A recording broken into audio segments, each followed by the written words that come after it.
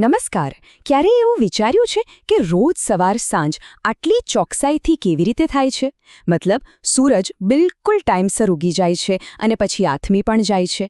આજે આપણે આ જ રોજબરોજની પણ ખરેખર તો એકદમ અદ્ભુત ઘટના પાછળનું વિજ્ઞાન સમજવાના છીએ કે ભાઈ પૃથ્વી પર દિવસ અને રાત થાય છે, પણ શા માટે?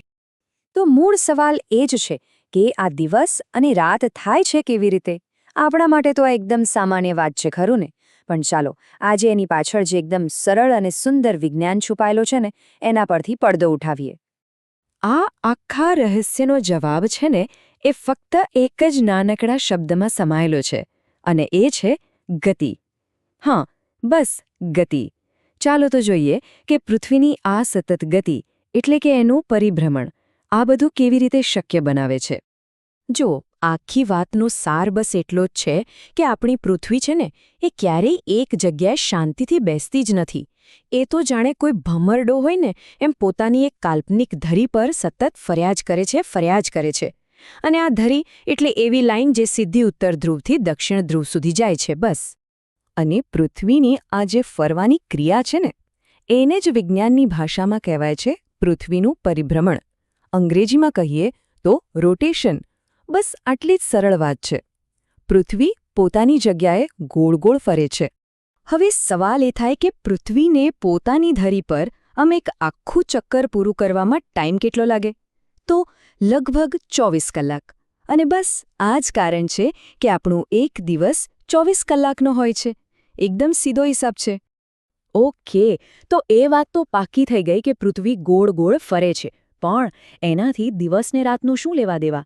વેલ, અહીંથી જ આખી વાતમાં પ્રકાશ અને પડછાયાનો અસલી ખેલ શરૂ થાય છે. ચલો એક કલ્પના કરીએ.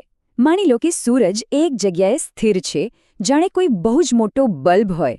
હવે આપણી પૃથ્વી એની સામે ગોળ ગોળ ફરે છે.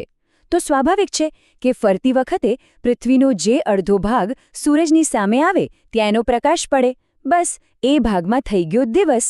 અને એ જ સમયે જે બીજો અડધો ભાગ છે જે સૂરજથી વિરુદ્ધ દિશામાં છે એ તો પડછાયામાં જ રહેવાનું ને, તો ત્યાં થઈ ગઈ રાત.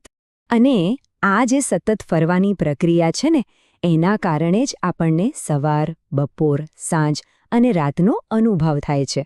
વિચારો, પૃથ્વી પર આપણે જે જગ્યાએ છીએ એ જ્યારે ધીમે ધીમે ફરીને સૂર્યના પ્રકાશ તરફ આવે છે ત્યારે સવાર થાય છે. જ્યારે આપણું સ્થાન બરાબર સૂર્યની સામે આવી જાય ત્યારે ભરબપોર. અને પછી જેમ જેમ આપણે ફરીને પૃથ્વીના પડછાયાવાળા ભાગ તરફ જઈએ ત્યારે સાંજ ઢળે છે અને ધીમે ધીમે રાત આવી જાય છે. આખું ચક્કર ચાલ્યા જ કરે છે. હજી પણ કદાચ આ બધું થોડું હવામાં લાગતું હશે કે નહીં? કોઈ વાંધો નહીં. ચલો આને એકદમ સરળતાથી સમજવા માટે એક મજાનો પ્રયોગ કરીએ.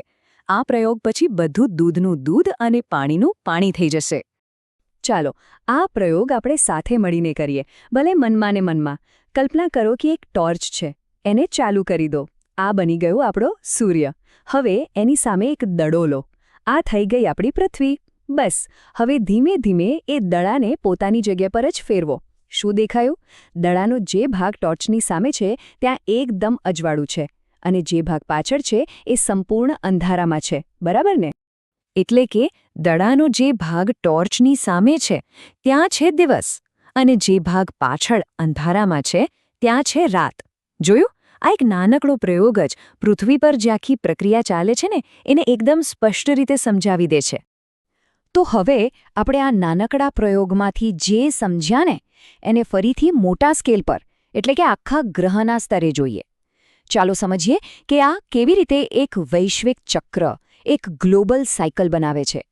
પૃથ્વીનું આ જે સરળ પણ સતત ફરવું છે ને એ જ ખરેખર તો એક એવું શક્તિશાળી એન્જિન છે જે આખી દુનિયાના જીવનની દૈનિક ગાડીને ચલાવે છે. વિચારો, બસ આ એક જ ક્રિયાને કારણે આખા પ્લેનેટ પર સૂવા, જાગવાનું, કામ કરવાનું અને આરામ કરવાનું આખું ચક્ર ચાલે છે. બધું આના પર જ નિર્ભર છે. તો આખી વાતનો સાર એ છે કે દિવસ અને રાત એ બીજું કંઈ જ નથી, પણ પૃથ્વીના પોતાની ધરી પર ગોળ ગોળ ફરવાનું જ એક સીધું પરિણામ છે. પણ હવે જ્યારે આપણે આ વિજ્ઞાન સમજી ગયા છીએ ત્યારે એક સવાલ પર વિચારવા જેવો છે કે પૃથ્વીની આ એકદમ સરળ અને સતત ગતિ આપણા રોજિંદા જીવન, આપણા સમાજ અને આસપાસની સમગ્ર કુદરતની લયને કેવી રીતે અને કેટલા ઊંડાણથી આકાર આપે છે.